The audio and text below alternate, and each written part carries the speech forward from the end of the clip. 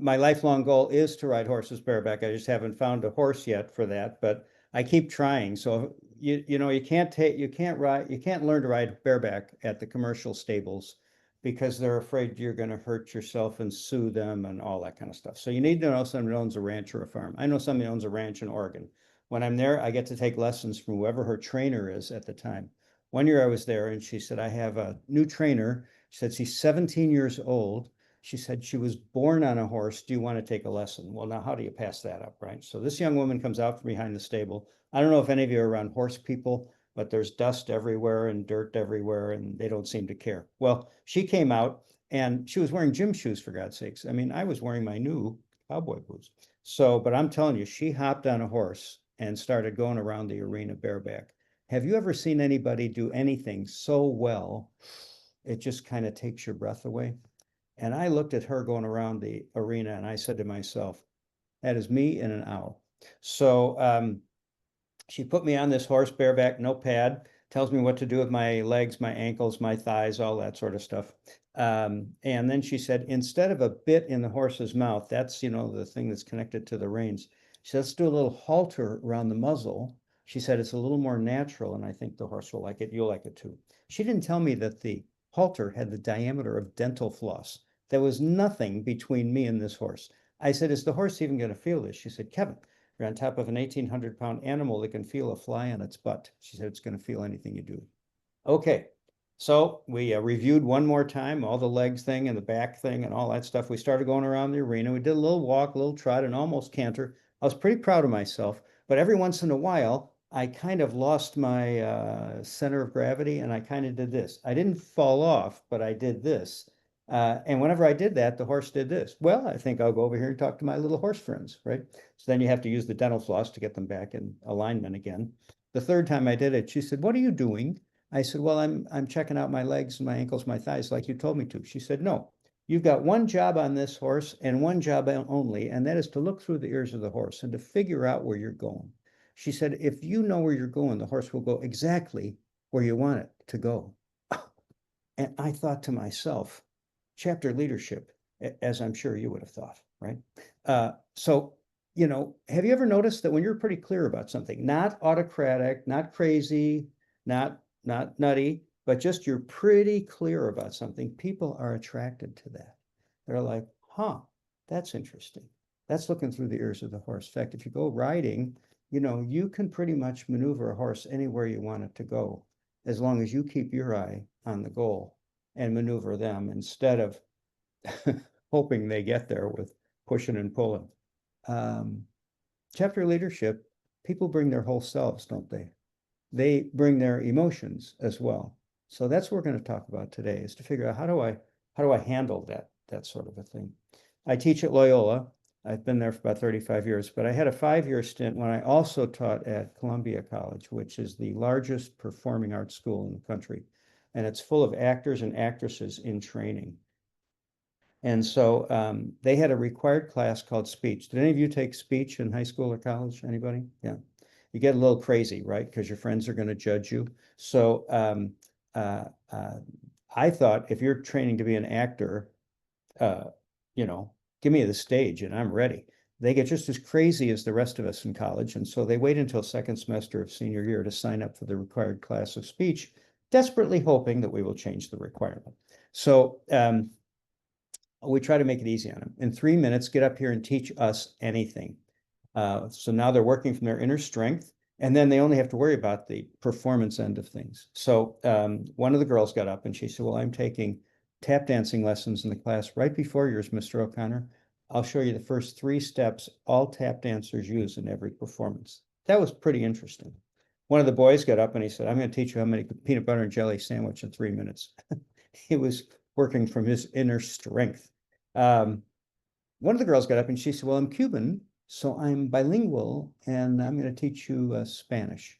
We said, okay. She said, I'm not going to teach you the alphabet, not going to teach you numbers, not going to teach you how to get to the library. She said, instead, I'm going to teach you how to break up with your Spanish-speaking foreign exchange boyfriend. She said, what's the first thing you say when you're going to break up with your boyfriend? All the girls, unrehearsed, said, we have to talk. She said, correct. She writes, necesitamos hablar on the board. The boys are looking around like, how do they know the answer to this question? You know, is this a secret? She said, what's the second thing you say when you're going to break up with your boyfriend? One of the girls over in the corner said, it's not you, it's me. Oh, apparently some of you have gotten this. Okay.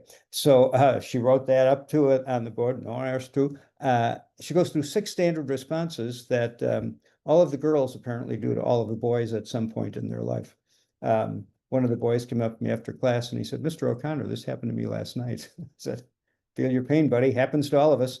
I said to Louisa afterwards, how'd you come up with such a creative approach? She said, was that good? I said, oh my gosh, you had them right in the palm of your hand. That was an amazing presentation. She said, you know, it's very funny. She said, my parents been telling me I'm creative since day one. She said, frankly, I don't think I'm that creative. She said, I just try to focus on them and give them one more thing they might need. Then it occurred to me, here's the wisdom of the ages from a 20-year-old. Focus on them and give them one more thing they might need. Because sometimes we make a mistake and we focus not on them, we focus on ourselves. Have you ever noticed that when you have to give a presentation, when you have to get up in front of leadership, sometimes you're a little nervous. You're worried about yourself. Is my PowerPoint okay? Do I look all right? The microphone, we do all that kind of stuff. Our energy, it goes inside of us, which creates nervousness. When we say to ourselves, am I nervous or am I excited? Now I can be outer directed. So nervous is about me, excited is about the audience. And if I can give them one more thing that's important to them, one more thing that they get from it, then what I have is I've got focus and confidence. And that's what's interesting for people who are coming together, not just with their heads, they're coming with their emotions as well. I think it was Thomas Cranmer who said, what the heart wants, the will chooses, the mind justifies. That's why they have all that stuff at the end of the grocery store line, you know, when yeah, I really do need a Snickers today. I didn't think about it when I was coming in, but yeah, that's an excellent idea. And then or, you know, that sort of, all those sort of impulse items, that's not logical thinking that's going on. It's what our heart wants. And so when we think about focus and confidence, that's what people look for from us as chapter leaders. Are you going to take us in the right direction? Can you remind me to look through the ears of the horse? Can I come with confidence so that I'm directed toward the other person, directed toward my audience, directed toward my volunteers, and we get a focus. I don't know if you ever saw this from Winston Churchill. Leaders are not born, they are cornered. Somebody said parents aren't born, they're cornered as well. I was a really good parent of a 5-year-old until he turned 6. I don't know if any of you have had this experience. They change a little bit too fast for me to accommodate things. And so when we think though, I'm kind of cornered, we can go back to what's my focus and what's my confidence level. Confidence does not mean I know everything. Confidence means I'm pretty sure I can help out in this situation. That's what confidence means. And so when we think about it that way, it's very different than if we get up and we say, I'm nervous, I sure hope, maybe, could be, all those kinds of things. So when I teach in Romania, my host believes in having dessert first. She quite literally eats dessert before she eats her main meal. Her children love her, of course. So I found this at my local Dairy Queen the other day. They advocate eating dessert first as well. So when you go out to dinner with this woman, she quite literally gets the dessert menu. Everybody gets some sugar in their brain. They're happy. There's no need for alcohol. And you even order a little bit less on the entrees. It's a very interesting experience to do dessert first. So I was with a bunch of people one time, and I mentioned this to an audience, and somebody called me a couple of weeks later and said, Kevin, I did the dessert first thing. I said, what'd you do? He said, I told my wife we're taking our kids out to dinner on Friday night. Now they have 4 little kids. She said, okay. He said, I didn't tell her where we were going. He said, so when I pulled into the Denny's parking lot, she looked at me like, oh, wow, my big night out. Fantastic, Denny's. he said, then when I ordered the dessert menu, my kids looked at me like, you are the best dad in the entire world. My wife, of course, looked at me very skeptically. And then he got choked up. You know how people get emotional, but they don't say they're emotional? They sort of, it's like it sticks in their throat. You can tell because their eyes change. They have kind of a physical reaction. He said, Kevin, he said, we talked to each other for an hour. He said, we have 4 little kids. He said, they didn't play with any of their toys. My wife and I ignored our phones. He said, we actually talked to each other as a family. He said, that was wild. I thought that's very interesting. Dessert First, from our perspective as chapter leaders, is about this. It's about creating possibilities, common sense approach to emotional availability. When we can help people feel belong, like they belong, that is a huge thing. Think about this for, let me get this. I think part of our job is often to build community. And think about it. We go where we're welcomed. We remain where we're respected. We grow where we are nurtured. Otherwise, you don't need to show up for the meeting. Whether it's online or in person, belonging is the most important thing for people to come. People are going to feel a little odd. Even people that you know and like and love and have hang around forever, walking through the door or being on Zoom, they might know each other, but they're looking for you and I to welcome them, to say, how are you? Hello, all that kind of stuff. Even because sometimes, I don't know if any of you had the experience, have you ever been to a place where you were like the only one who felt like you were the only one who didn't know anybody there? I don't know if you've ever been to one of these meetings. And so you're sitting there like, I hope somebody comes and talks to me. Before the pandemic, I flew a lot. And so I got a status with American Airlines, and they would invite us once a year down to Dallas to meet the president and the CEO and the chief pilot and all that kind of stuff. And so I couldn't go for a few years. And one year I thought I'll go. So I flew down to Dallas. It was nice. It was, one of those cocktail parties with the tall tables and people are having a drink and all this stuff. And the chief pilot was at a table with a bunch of people that were, like me, frequent flyers. And they're laughing and joking and having a good time and all that kind of stuff. And I noticed over in the corner, there's a gentleman standing there all alone with a drink, looking terrified, like, why did I come to this? I don't know anybody here. Now, I didn't know anybody there, but I'm an extrovert. I took that test, so I'm an extrovert. And so I figure my job is to go after the lost sheep. So I went up to him and I said, hi, my name's Kevin. What's yours? And he looked at me like, oh, thank God somebody's talking to me. He didn't feel like he belonged. He was having an emotional reaction of separation, of not belonging. One person comes up, me, and I was doing it because I wanted to feel like I belonged. I didn't know that I could go to the cool kids table with the chief pilot. So I picked the one guy who looks very alone. So we started talking, and everybody there was like massively more important than I was. I just was invited because I flew a lot. It wasn't because I was, like my net worth wasn't fantastic. So I said, what do you do for a living? He said, well, I own most of Northern California. Cool. I said, let me introduce you to the chief pilot. So I took him over to the cool kids table, introduced him. All of a sudden he's integrated. Then I see a young woman over in this corner, and she looked equally lost. So I thought, I think I'm going to do that. This will be my job for this meeting. It'll help me do something, help me feel like I'm belonging. It did help me feel like I belong.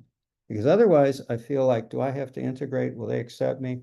I mean, I'm an adult. Why am I thinking like a 7th grader? Emotionally, we think that way sometimes, and it prevents us from taking that next right step. So I talked to her. I'm Kevin, blah, blah, blah. I said, what do you do for a living? She said, I own most of Southern California. I have someone that I think you'd like to meet.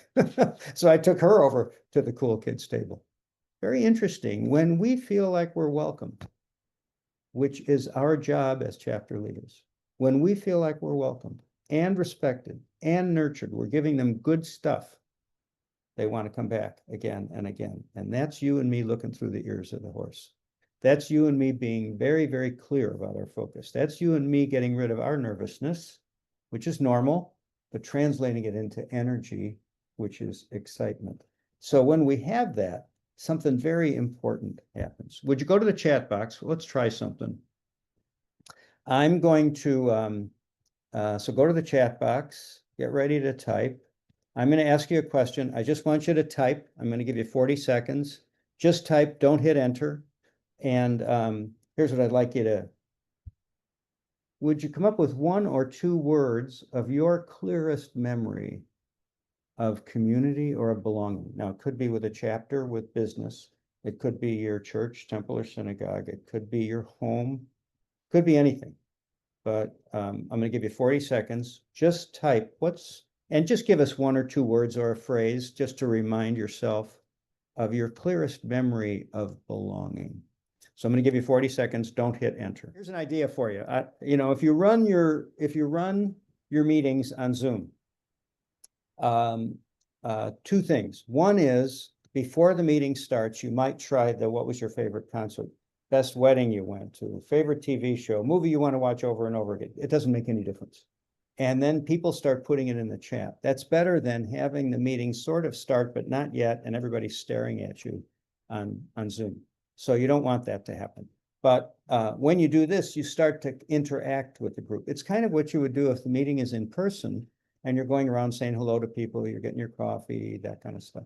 If you are the leader and the presenter that day, make sure you try to get to as many of them as possible so that when you start, they're looking at you and they remember that you're the one who helped them belong. Remember Sue's example, best day of my life. Why? She walked into a place where she knew nobody except the person that she admired, and all of a sudden she found some buddies with it.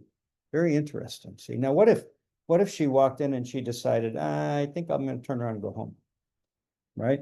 So, or what if she said, I'm just going to stay in the back? What if she didn't take their invitation, said, no, it's okay. I'll just sit at a table by myself. So it's a choice making on our part as the hosts, choice making on her part. The other thing you can do is to do this. It's called a chat box waterfall. Ask a question, have everybody log in. Now everybody participated. Not everybody has their video on. That's okay. It's not easy on the presenter sometimes, but it's okay. We know that there are things going on for you. But this way, everybody comes together and chats. So it's called a chat box waterfall. 1 question, pretty easy to answer. You give them 30 or 40 seconds and you ask them, please don't hit enter. Usually somebody hits enter. Nobody here did, which is actually remarkable. I'm with my wife about that because always somebody chimes in, but it's okay. And then you give them something that's pretty clear that they can bring up in their memory from an emotional point of view. Clearest memory of community or belonging. You don't want to ask how much is 2 + 2 is 4 kind of question. You want to ask something that taps a little bit of their emotional, because if you can get the head and the heart together, you can often get the feet moving in the right direction. So the thinking here is in your meetings, it's okay to start thinking about belonging from a head point of view. We all are in the same business. We can learn from one another, and from the heart or from an emotional point of view to bring people together. That's what makes what Sue called, the best day of my life. So be thinking about what I can do in that, in that way. Let me stop for just a minute. And you can always unmute and just ask me a question. Anybody have any comments or questions they want to ask me?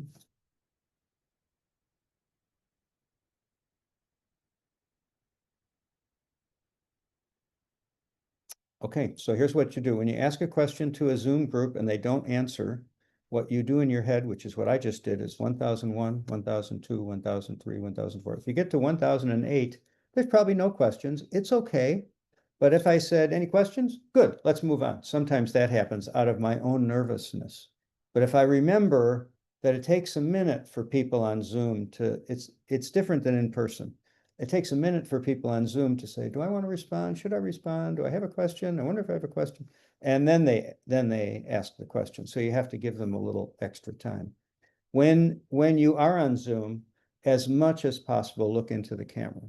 The camera is my way of being with each one of you. I'm not looking at all of you right now. I'm just looking at you. And that's going to make your meeting more personal for the people on Zoom. It helps them go, oh yeah, that's an interesting idea. Now, if I'm looking at the group of you, like if I do this, so here's what I think you all should do, blah, blah, blah, blah, blah. I think I'm looking at you, but I'm not looking at you. I'm only looking at you when I do this, when I look into the camera. So start your meetings maybe with something that's a little fun, that has a head or a heart or a memory attached to it. When you hit memory, you're hitting the emotions. So that's why I picked the first live concert. When you're doing a chat box waterfall, this gets everybody to respond to your question, even if you don't see them, but what they're doing is they're all recalling again some kind of a memory, head and heart again. And then I think the thing that will help you be even more impactful for them is to look dead into the camera. When we do that, you have created a meeting, a somewhat artificial meeting, kind of like Zoom. It's a little weird, a little different. In person is sometimes a lot more fun and different, but Zoom is more efficient for many people. And so what you've started to do is you've started to create a community. That's the heart of being a chapter leader, is to create community. That's the heart of really teaching, is to create a community. It's not about information. We can get a lot of information. That's not always what you're going to need. Sometimes what you need is forward movement. Dr. Dreikers, who is a famous psychiatrist in Chicago, used to say, now he's a psychiatrist, okay? He said, I don't listen so much to people what they say. He said, I watch their feet, because feet only point in one direction. And he said, I watch the movement they make in addition to what they're saying. What kind of movement have they made in the last? So sometimes psychiatrists and psychologists will say to people, what have you noticed that's been better or different since the last time we met? What they're looking for is, what did you do well? They're not saying, how are you? Because sometimes when we say, how you doing? People go, they start talking about what was bad. Start your meetings with, what have you noticed that's been better or different since the last time we talked about the XYZ initiative? That gets people to start thinking this way instead of in a problematic way. Think about the last time you're on an airplane. It's rumbling down the runway. You're saying, it's okay, we can fly now. Hello. It takes a while, right? There's a moment at which the captain or first officer pulls back the yoke and we start to fly. At that moment, they can also put the plane down if they had to. It's the point of no return, and that's when they're going to go up. And maximum refusal is when they put it down. But it's just that much of a moment. And so when we think about it in that way, be thinking about, how is it that I can help my people feel like we're making progress? Better or different is a very interesting question to ask. The other thing is this. At the beginning of the pandemic, David Kessler, who was a friend and companion, a friend and colleague of Elisabeth Kubler-Ross, did some reframing. Do you remember Elisabeth Kubler-Ross? She did that Stages of Death and Dying. Anybody remember her? These were the stages that she came up with. Another friend of mine worked with her for 20 years, and he said it was funny. He said she wrote the book with these 5 stages, right? Everybody knows the stages. And everybody started saying, well, can I be depressed instead of, angry? And can I move bargaining down here? And can I do? Everybody got a little wacky about the boxes. And after about 2 years, he said she was so frustrated with the book that she wrote. She said, the heck with the stages, let's just listen to each other. And he said, what I learned from her is, he said, she was the best listener I ever knew. Well, Kessler worked with her also. And people get frustrated sometimes with this theory of, you have to accept the death, accept the disease, accept the failure, accept being fired, all that kind of stuff. So, because there's many ways you can die in life. You can be fired, you can quit a job because you're mad, you can have a bad boss, and there's a lot of stuff that goes wrong for people. So what Kessler did is he asked the family, can I add a 6th stage? This is the stage he added this is the stage he added was meaning. So instead of these being the only stages, he added, so what did this mean? So let's say I lost my ability to run. Maybe I hurt my knee or something. What's the meaning? Or if I had to leave a job for one reason or another, what meaning does that have for me? Meaning allows people to move forward. So when your chapter hits a stall place, maybe one of the programs didn't work as well as you wanted it to do. It's always helpful, instead of saying, well, that didn't go so well. It's helpful to say, wonder what meaning that has for us. What should we remember next time that we try this? And they're looking to you as leaders to have that idea. So rather than us becoming part of them and being, I suppose you could be angry and in denial and depression and all that sort of stuff with projects that don't go well, we can start saying to ourselves, I wonder what meaning, what should we learn from this experience? And then what you're doing is you're redirecting people's thoughts to try to help them get to a better place. Richard Rohr is a monk out in New Mexico. He said there is order, there is disorder, and then there is reordering. And he said order is not always the goal. Sometimes the goal is we have to reorder to get to a better order, or we have to understand what created the disorder in order for us to get to a better place. So you and I as leaders, I'm chapter leader too, you and I as leaders have to figure out, there may be chaos going on with our boards or with our fellow members. Our job is to figure out how to help them understand this is kind of normal stuff. It's not the end of the world that we didn't meet our membership goals. It's not the end of the world that we're having some financial troubles. It's not the end of the world that the meeting didn't go as well as we wanted. What can we learn from that experience can be most helpful. All of this happens on an emotional level. All of it happens in terms of this kind of fueling that goes on for us. If you notice, when emotions get hot, people don't always remember this. And so part of our job is to try to help that, not to quell it, but maybe to identify it. Here's another way to think about some of the meetings that we have. This is called a hot wash or a after action review. If any of you have been in the military, they use this in the military. And what they will do is they'll take a paper chart after a battle or after a procedure or something, and they draw a line down the middle and they say, what did we do well? And what should we do better next time? This is a really good activity to do at the end of every one of your meetings. Have a hot wash or an after action review. When we did it for one company, I was consulting with a company for 4 or 5 years, and we did this all the time. After every meeting, every meeting, we ended 5 minutes early and did, somebody would pull out the flip chart and what should we do better next time? Almost every meeting, we had too much PowerPoint. People would complain about it. Did that change things for the next time? Not always. But if we remind ourselves what went well, what can we do better next time? You're not just getting people going, okay, that's the end of that meeting.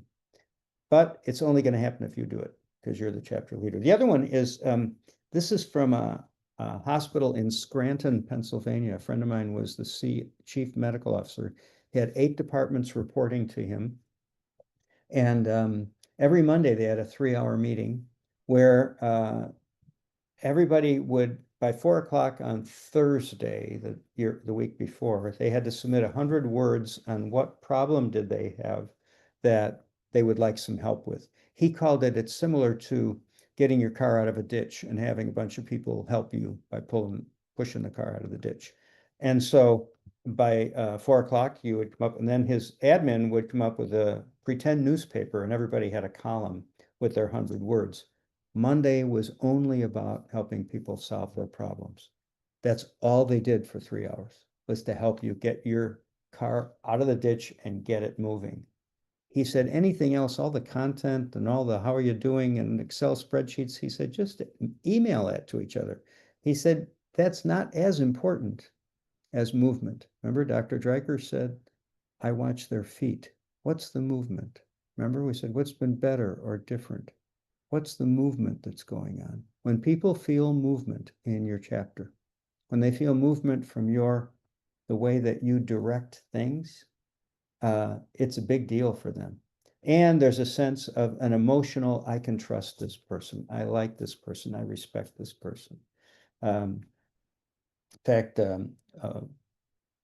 that's one of the things that the Oracle from Omaha said that he does. He said, every time he said, I'm doing a deal, do I like the person? Do I trust him? Do I respect him? He said, if any one of those three are gone, he said, I don't do the deal no matter how much money is involved.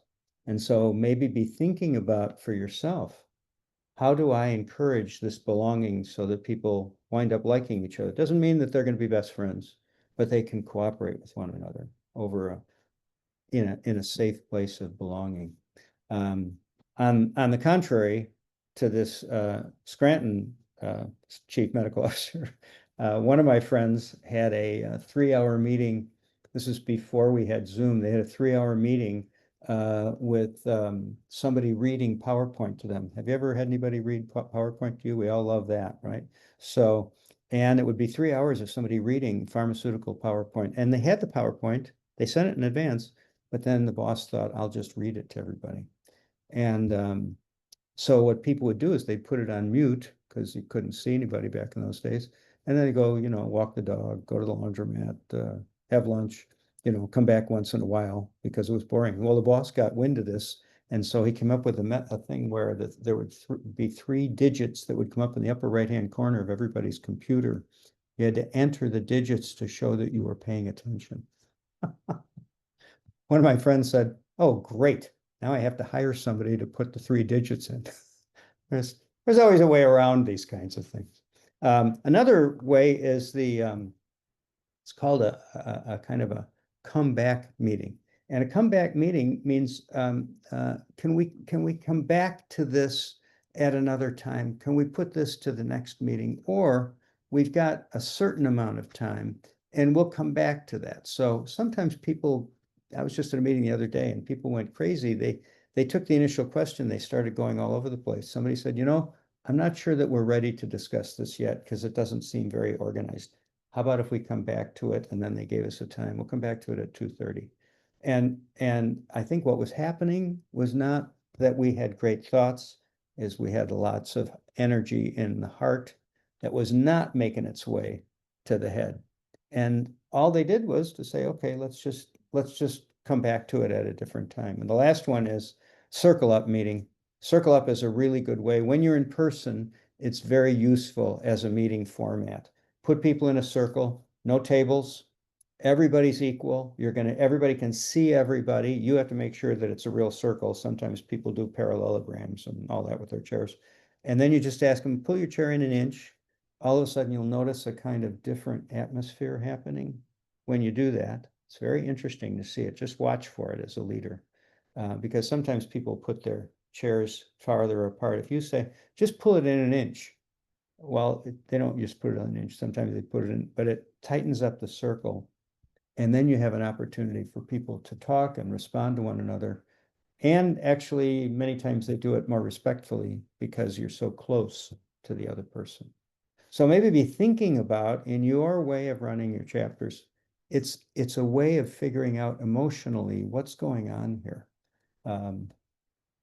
So here's 3 approaches. One of my friends came up with this. He said, we all have a to-do list. Do you have a to-do list? Sometimes when you get rid of something on your to-do list, all of a sudden something else comes in. You could have 40 things, 10 things, 12 things. It's like a constant thing that you have. You have the same number all the time. He said a to-do list is fine, but he said a stop doing list is even better.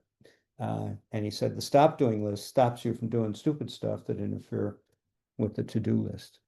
But he said the shortest list, and here's the list that's really important for all of us when we're leading our chapter, is the to-be list.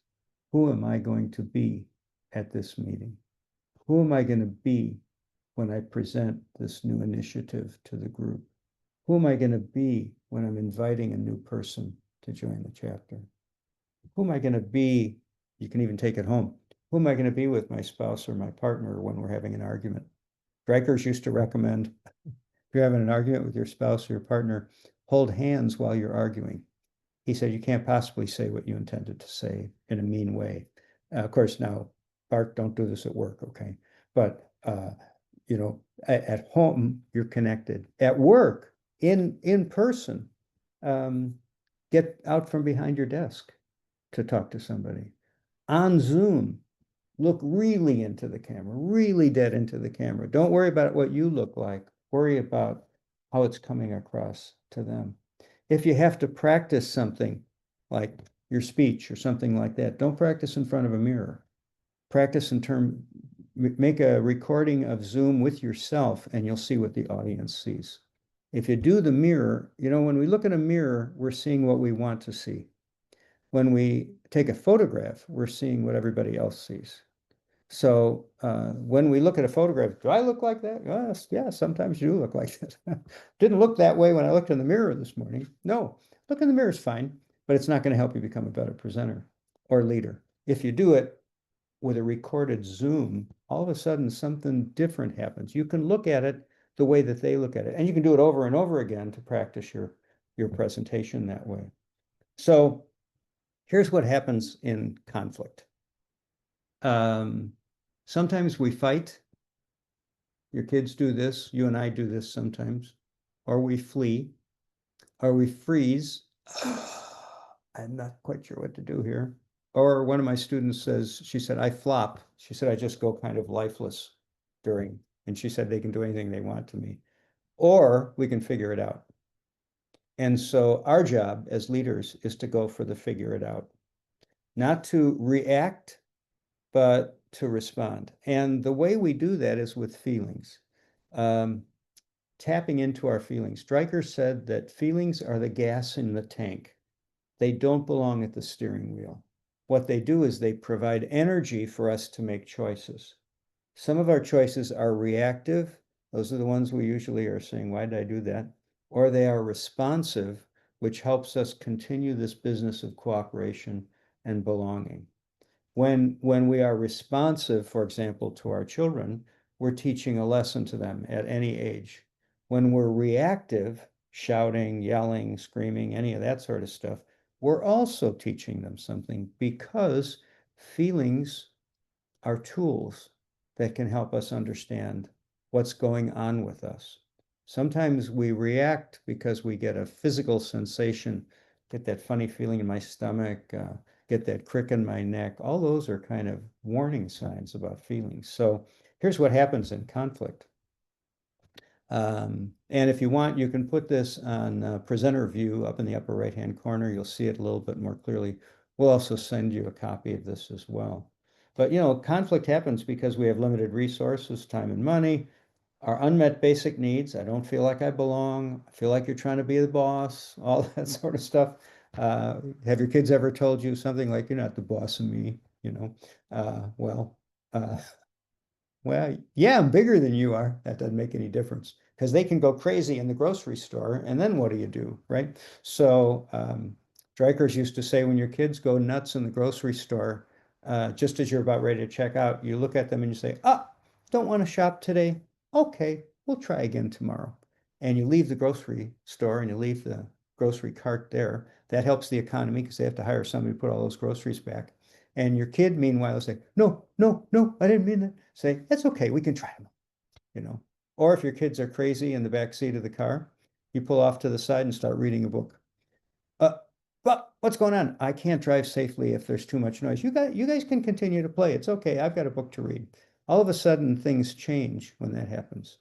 It's us managing our emotions rather than going to the extreme of, stop that, don't do that. We've all done that. That's just emotions gone wild. We're reacting instead of responding. And then, of course, there's conflict and our reaction to conflict. We can avoid, we can confront. Of course, we can always communicate. What are my options? I can communicate. Here's what they call umbrella feelings. These are the big 7. They're universal. They're probably hardwired at birth: sad, mad, glad, scared, hurt, tender, excited.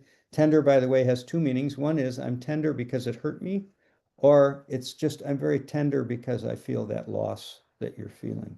The other 4 cultural emotions are shame and guilt, embarrassment and pride. Those will change from culture to culture. Just remember, fear and anger are very closely related. Sometimes when we're angry, it's because we're afraid of something. Somebody's going to take over the meeting. Somebody's going to be the boss. Somebody's going to, oh gosh, here we go again. That sort of thing. A dog barking at you probably doesn't want to bite you. They just want you to go away. So if they bark loud enough, you'll go away. And then they go, oh, I guess I showed them, boy. So be thinking about, how do I use my feelings? These feelings are tools. So tools help us fix things. If I'm aware that I'm sad and I'm acting sad, I'm able to respond when people say, how you feeling? Actually, I'm kind of sad. I lost a good friend a year ago today. Somebody said to me the other day, she said, I said, how you doing? She said, well, I lost my mom a year ago tomorrow. She said, I'm going to the cemetery. It's a special day for me. And she looked very sad. I mean, her mother was an important person to her, of course. Um, but she didn't say, oh, I'm okay. I'm good. Everything's fine. What she did was she was able to identify the feeling and used it to help me understand what was going on with her. So one of the things we do at school, I teach graduate students, is when we're in person, we get in a circle and we say, before we start class, how you doing on a scale of 1 to 10? 9, 8, 7, 2. Somebody comes up with a 2 or a 1. We don't ask them to explain. We say, okay, thank you. But we're a little more sensitive to that person during class. If they look a little distracted or whacked out, and they can tell us if they want to what a 2 means, but they don't have to. It's just an alert to us. So when you think about these emotions, you might say, which is the one that's hardest for me to deal with? Doesn't have to be always anger or being mad. It could be when I'm hurt, I don't function well. When I'm excited, sometimes I might get overly excited. Think of them as tools, indicators, rather than as something that's not under your control. We just don't want them in the driver. We just don't want them in the driver's seat. And then there's purposeful communication. So this is affability. Then there's ability. And then there is availability. For our purposes as leaders, this is part of our job. People look to us when they're looking for belonging, when they're looking to volunteer, quote, quote. They want somebody who's welcoming, who smiles, who shakes my hand, who says hello, who follows up after a meeting with either an email or even a card. I got a card the other day from somebody I was in a meeting with. He took the time to write a note to me, put my address on it and a stamp and mail it to me. He could have emailed me, but he didn't. And when I got the card, I thought, wow. Now, the email would have been fine. I would have said, gee, that's nice of him. When I got the card, it's right over there. I still have it. Some of my chapter leaders that I've been a part of use that technique, writing cards. One of my friends is a millionaire. I'm not, but she equates this with, she said, I wrote 10 thank you notes a day, short thank you notes to people that I would randomly think about. Somebody I met 4 years ago, somebody I met yesterday. She said, the manager of the McDonald's I went to was kind to me. She said, my kids didn't eat until I had all of them written and stamped. She said, I attribute all of my success to those emails. So she did what? 10 a day, 5 days a week. That's a lot of contact. What if, I did one yesterday? So this must be why I'm not a millionaire. But it was very interesting because I thought to myself, it demonstrates her affability, it demonstrates her ability, and it also says to me about her business savvy, her availability. And when people are looking to leadership, that's what they're looking for. So now, here's some ideas for you. When you have people that maybe are on your team and the emotional thing is hard for them, here's what coaches do. This is one way that people coach. So here's what I did, and here's what you can do. This is kind of what would make today great? What would make our time together great? What would be most helpful for you? And then I asked, and what else? That's AWE. And what else? If you ask it 2, 3, 4 times, you're going to get a deeper level of people reflecting. They're not going to say, hello, I just said that. They're going to say, well, and it's also this, and it's my family, and well, actually, here's the deal. So when you ask, and what else, it's very interesting. Then you can ask this question, what's the real challenge for you here? You might ask, what's the real challenge for you here? You could also ask, what's the real challenge for you here? Or you could ask, what's the real challenge for you here and now? So there's three different ways you can ask that depending on what you've heard in the first set of questions. Then you can say, what do you want? Who do you need to go to for help? Who would you like to advise you? That kind of stuff. Presidents of chapters ought to network with other presidents of chapters because, you know, nobody's going to know what it's like except somebody who's doing it like you are. So you ought to talk to your little buddies from time to time, even if you got nothing to talk about. One of my friends is leading a chapter, and they get together once a month on a Friday. Everybody's allowed to have a glass of wine online, and they talk about you know, the last month and some of the challenges that are going on, because they're not going to be able to do that all the time with the people that you work with.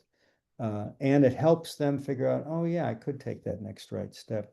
If you're saying yes, what are you also saying no to? That's a really good personal question we can ask. And then again, remember, this is an emotional question, right? It's all about emotional intelligence does not mean that I am perfect. It means that I am imperfectly trying to figure out what are my emotions telling me, not how do I combat somebody else's emotions, but what are my emotions as tools? How can I use those emotions in the way that I want? I could use them to be reactive. You absolutely can, but you could also use them to be responsive as well. And that's what people are looking to you to do. Sometimes, you know, as the leader, you have to kind of be quiet for a while. Even when you kind of know the right way to go or what you think is the right way to go, you have to be kind of quiet. In a democracy, people want their say. They know they're not always get their way, but they want their say. And if they don't get their say, you're going to get some people that get kind of reactive. And the last thing we did was what was most useful for you. This lets our person talk a little bit more about, yeah, how was this for me? What was that like? So when you're coaching some of your buddies, that's a way to do it. Here are some skills that I know you use that you can use. I know I would just suggest you use them intentionally. By the way, we'll send you all this stuff. So try paraphrasing as a first response rather than kind of the initial reaction we sometimes have that might be emotional. Emotional in the sense of being reactive, you know, being angry or saying that's crazy or any of that. Try to paraphrase. So somebody, sometimes at work, you'll hear somebody say, hey, my kid won the soccer game last night. You will actually hear another person say, oh yeah, both of my kids won both of their games last night. And I made varsity when I was in high school. You know, who cares? They want you to talk about them and their kids. So when they say, you know, my kid won the soccer game, oh my gosh, tell me about the game. What was it like? You know, all that kind of stuff. You should have seen him. He was running so fast. You paraphrase that. He was really put a lot of energy and he was amazing. It was a flash, blah, blah, blah, blah, blah. What you want to do is paraphrase so that you're pretty clear about what they're saying and you are sending a message to them that you understand what they're saying. Many people talk, desperately hoping we will paraphrase them because what they're saying is, do you understand what I'm saying? Do you know what I'm talking about here? The second thing you can do is when you paraphrase with emotion, we call that empathy. Your family loves soccer. Oh, we are crazy about soccer. I don't know if any of you know a hockey family.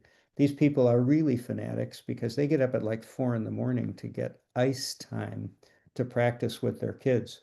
Now, you don't have to criticize them if you think that's nuts. You can say, wow, your family really loves hockey. Tell me about ice time in the morning. See? And then parents will laugh and they'll say, oh, yeah, and blah, blah, blah. So paraphrasing and paraphrasing with emotion are really important first steps. Then consider questions before conclusions. This prevents you from becoming judgmental. Think about it. Am I judgmental? Do I make judgments? Of course we do. I'm Irish, so it's almost our second language, you know, and I pretty much know how everybody ought to run their life, you know, if they just would only ask me. I have to stop myself from thinking that way. I have to stop thinking about it. So I used to say, for example, I used to have this thing about tattoos. I never understood why people would get a tattoo. It was completely out of my understanding. So whenever I saw a tattoo, I'd think to myself, that's kind of weird.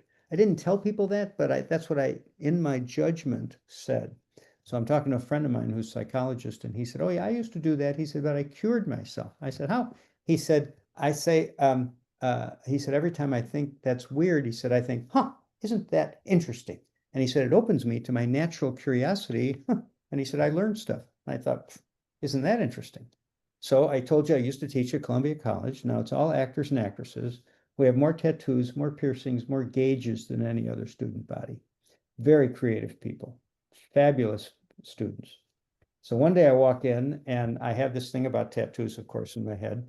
And there's a young woman in my class who has a tattoo that goes from her wrist all the way up to her shoulder. I think they call it a sleeve. And so during an awkward moment, I said, tell me about your tattoos. She said, oh, don't you just love it? I said, it's very interesting. So she starts describing her tattoo, going up 1 inch at a time up her sleeve. Every inch talked about a kind of time in her life. She got to her elbow, and I thought, this is interesting. So now what I do is I ask people about their tattoos. I try to stay open, non-judgmental. How did you decide to put those letters, one on each knuckle? Or, what did it hurt when this happened? I often ask, did it hurt? And you get different varying responses. People always have a story about their tattoo. Curiosity is helpful, not in a creepy way, but in a genuine way. I have to be genuinely interested in what the answer is going to be. So think about being curious about what's going on. And when you do that, you'll learn all kinds of stuff. You are also engaging with them on an emotional level that's safe for them and it's safe for you. Encouragement, this is affirming what you heard that you liked, learned, or appreciated. This is a great way to end almost any conversation. You can do this at the end of meetings. You can do it at the end of a phone call. Very interesting. Can I tell before we hang up, can I tell you something I appreciated about what you said? Or you can start an email with that. You said blah blah at the meeting. I found that very interesting because what it reminded me of was. So that way you have an opportunity to use it, even if they say something a little nuts. So let's say, I work with a lot of doctor groups. So there's always a Dr. Evil in every group, somebody that wants to upset the apple cart. And they always look at it differently and all that kind of stuff. But they always use a word I can bounce off of. I said, Dr. Evil, I really like when you mentioned the word patience with the TS, because sometimes I notice, and then I can go on talking about what I want to talk about with regard to patience, even if Dr. Evil might be inadvertently, reactively try to take me offline. It's an emotional experience I'm having with them, right? I can be mad at Dr. Evil interrupting. I can be mad at what his opinion is, or I can use my anger as a tool to connect with Dr. Evil and then move into a different space as the leader of the group or the teacher of the group or the facilitator of the group. And that's why that opening thing of the first concert you went to is helpful when you're on Zoom. You want the audience to kind of warm up to your style and what their style is. Everybody has, that's why you want to use the chat box waterfall sometimes. Get everybody to start thinking about, how do I feel about that? And to go on record. Now, we could save the chat box waterfall. I can then go back and see what people have said. And if I have a concern about somebody or they come up with a great idea, I can further contact them. That's another way you as a leader can use some of these techniques. So encouragement is really very, very helpful. So there was I teach at Loyola and I teach in the graduate school, but I also teach older undergrads. So these are people who are our age coming back for their bachelor's degree after life interrupted their first shot at it. So this is people in their 50s, 60s, 70s. One of my students was 72 years old. He was trying to beat his granddaughter to graduation. So the dean got up at graduation and she said this. Usually the deans get up and they say, our program is the best and we have 50% more people and blah, blah, blah. They do all that kind of stuff. My dean gets up and she's looking at a bunch of people our age in caps and gowns, fulfilling something they had never fulfilled before. Their grandchildren and children and their moms and dads, some of them are in the audience. It's a very emotional experience, even more so than law school graduation, where I think I should have gotten something. She gets up and she said, during your time as students, you've been encouraged by the faculty, but today I want to tell you how you encouraged us as the faculty. You inspired us by the risk of coming back to school. You told us it's never too late to start on the right path. You surprised us with your wisdom and experience that you offered to us that made class so much better. You motivated us to go above and beyond. We are honored to participate in this part of your life. We are immensely proud of you, and we're immensely proud of what you have taught us. Now, there was not a dry eye in the place, of course, and it was absolutely the right thing for her to do, because what she was doing was she was encouraging people. She was saying what she liked, learned, or appreciated. And then try to use the word and, not but. But is a disconnective word. If I said, sunshine is out there, Sunshine Bono. If I said, it's great to see you, I'm glad you're here, thanks for coming to I could do all that stuff. I say, but, as soon as I say but, it wipes out everything else that I said before. So pay attention to your meetings. Use the word and rather than but. If you have to use the word but or however, you could just stop and not use it and then just start a new sentence. That way, people are still with you. The goal of a chapter leader is to keep people at the table with us. It's not to get them starting to go off and start thinking this isn't useful for me. When we have them together with us, something very important is happening for them and for each one of us. So we want to paraphrase and empathize to connect, respectful questioning to clarify, encouraging to make them feel like they're contributing, and they are, their biggest asset, and then close with what you liked, learned, or appreciated to show the value of what's going on. So my second master's is in counseling psychology. It's the psychology of Alfred Adler. Adler was one of three great people that founded modern psychology. You probably heard of Carl Jung, Sigmund Freud, Alfred Adler. These three great men got together for years and years at a restaurant, actually, to try to figure out what made people tick. They knew what made the body tick, they thought, but they didn't know what made this tick. So these three great men got together and started talking about this. Of course, as three great people usually do, they split off from one another and founded their own school of psychology. Freud went his way, Jung went his way, Adler went his way. So if you ever go back to school and they ask you, what's the difference between Freud, Adler, and Jung? Here's the answer. Adler got it right, because I spent 3.5 years of my life studying the guy. Adler said there's two things you and I have absolute control over. This is very helpful for us as leaders. Two things we have absolute control over. My self-esteem, how I feel about myself, and my, what he calls social interest. The German word is Gemeinschaftsgefühl. It means my community feeling, my choices I make to interact with other people. He said everything else is a crapshoot. Well, I mean, he didn't say it that way. He said it in German. But basically, what you and I have at our disposal at any given time is who we are as a person, how I use the tools of my emotional life, how I decide to respond or react. That's this part. And then how I choose to interact with other people. What kind of a person am I in reacting? Am I always task-driven, or do I remember that people are coming here for community too, for friendship, for ideas? So we're balancing the two things. We want to keep this thing running. We got to do the money. We got to do the agenda. We also have to make people feel like this is their home. And when we have that experience, it's their career home, maybe their job home, their buddies. I just came back from a psychology convention that I've gone to for 48 conventions, annual conventions. I know a lot of the people there, a lot of people I did not know. You probably know who I decided to go and talk to. I went to talk to the people that I don't know and who didn't know me and didn't know anybody else. So my job was to integrate them into the others that I've known, and I like seeing my friends, but I spend time with the new people because I know that's the important thing. So in Washington, D.C., I'm a student. It's in the early 70s. We're all gathered, the same convention I go into 48 years in a row. And there's 200 people in the audience, and a psychiatrist from the VA, Nick Ioannidis, gets up in front of all of us and he said, having a party at my house tonight. I want all of you to come. We looked at each other and said, he just invited 200 people to his home. I hope he told his kids and his wife.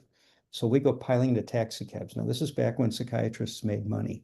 Nick's house looked like Mount Vernon. It was beautiful. And there's a party going on already. There's already people in there. So all of us were psychologists, psychiatrists, counselors, all students.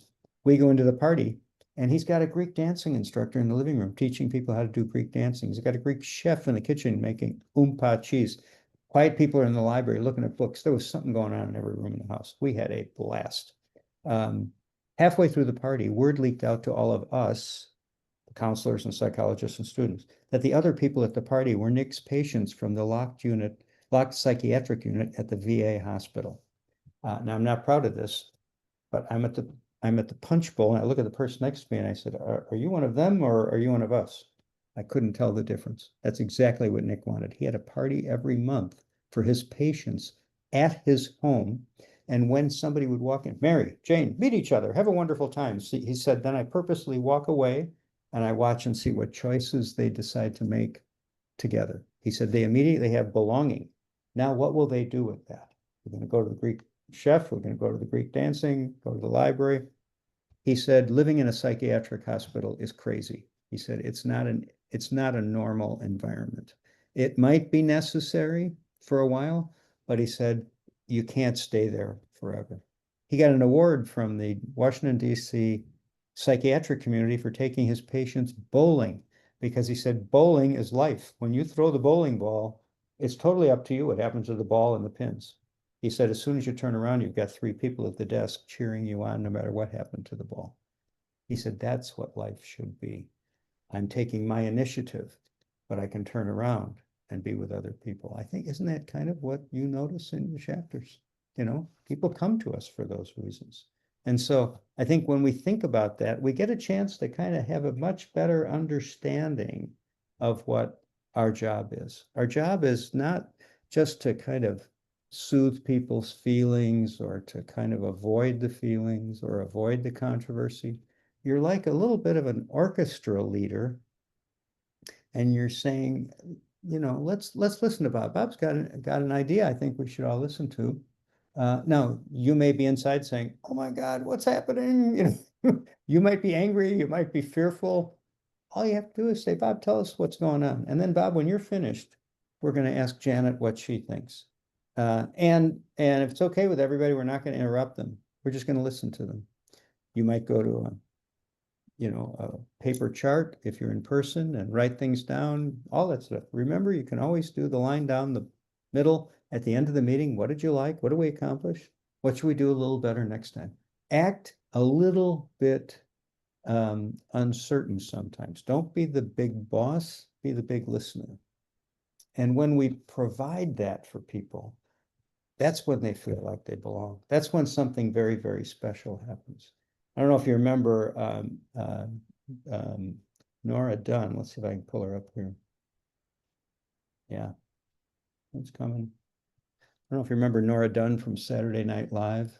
This is maybe back in the 80s or 90s. She came into my class with Olympia Dukakis, who just passed away a few years ago. She was a famous actress. Nora Dunn was sitting around with my acting students, and she said this, which I thought was very interesting. Your job is not to please the audience. Your job is to engage the audience, and it is in the engagement that's when they will be pleased. So I thought that was very interesting. When you and I think about our work in chapter leadership, it is about engagement. It's about people having an opportunity to be together. It's an opportunity for them to come together in a non-threatening environment where they will be welcomed, And where any feelings they have are going to be respected. We can talk about them. We don't have to fear the fact that Dr. Evil's going to show up.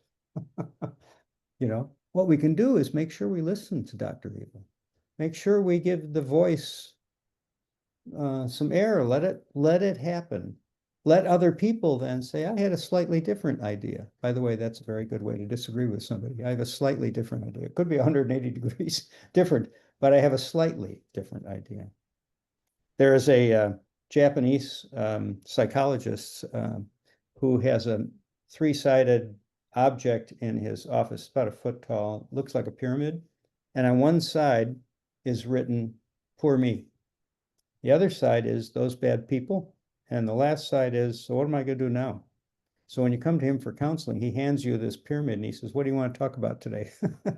You can talk about poor me. Absolutely okay. You can talk about bad people. There's a lot of them out there. Ultimately, what are we going to do about this? And even though you and I are not therapists and psychologists, you are the facilitator of conversation. You are called the chapter president or vice president or president in waiting. You're really the chapter facilitator. You're the one that's going to help people feel comfortable and belong to this group. So if we were in person, for example, I would hand you this. I don't know if you can see it easily. The black pencil. It says Dixon Ticonderoga on it. It's the world's best pencil. It even says so right on the label, so it must be true. Some of your children have been told by their teacher they have to have Dixon Ticonderoga. And it's a number 2 pencil. So 20 years ago, we could have taken a test with this. How about that? Remember those?